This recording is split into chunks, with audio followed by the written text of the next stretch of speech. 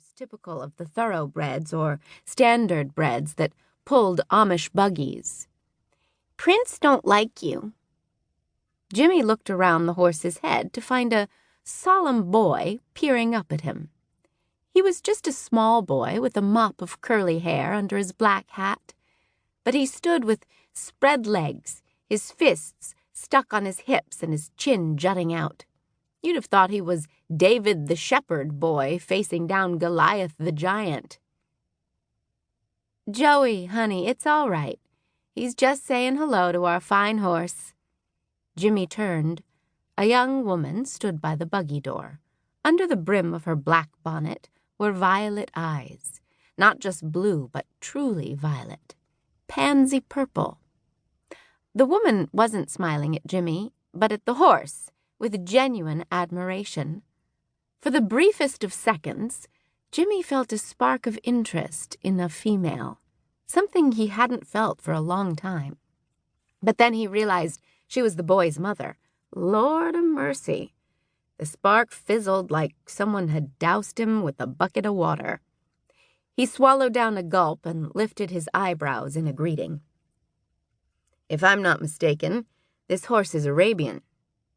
Her face registered surprise. "You're not mistaken. How'd you know that?" "I've been out in Colorado, working on a ranch. Mustangs, Arabians, hard-working horses." He cocked his head. "So, you use an Arabian?"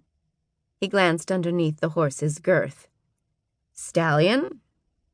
As a buggy horse?" This little gal had guts. Dark brows flared over indignant violet eyes. Whoever wrote the rule that there's only one kind of horse to use for buggies? She ran a hand down the horse's neck, straightening his mane. Calmer now, she added, "If there's a job for a horse, there's a horse for a job, and I happen to think that nearly every job can be done by an Arabian." Jimmy was more than a little flabbergasted. It wasn't every day you found someone who understood horses, especially not a female someone. Interesting notion, to expand what's used for the buggy. The Arabian and the thoroughbred are both efficient movers. They share that daisy-cutter action, keeping their feet low to the ground. He could keep going on, as he considered himself something of an expert on horses, but he didn't want to show off. She tipped her head up to study him for a long moment.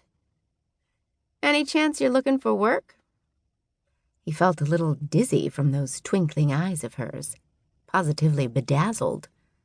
Or maybe he was just hungry. Lord of mercy, Jimmy Fisher, what is wrong with you? He was getting all jelly-kneed over somebody else's woman, and a stranger to boot. She waited for him to respond, but before he could gather thoughts into words, the door opened to the Bent N Dent, and out walked Hank Lapp.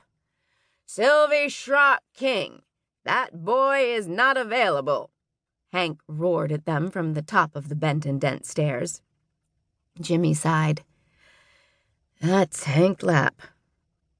"Everybody knows Hank," the little boy said. The woman, Sylvie, gave the little boy's hand a tug. "Let's get our shopping done." She gave Jimmy a courteous nod and turned to head into the store. Hank held the door open for her, then came down the steps, arms flung wide to embrace Jimmy in a bear hug. Hank squeezed him so tight that he practically jolted some of Jimmy's molars loose. "Hank, let me go," Jimmy gasped. Hank released him but slapped him on the back. "Your mother is gonna be tickled pink that you came home for her birthday."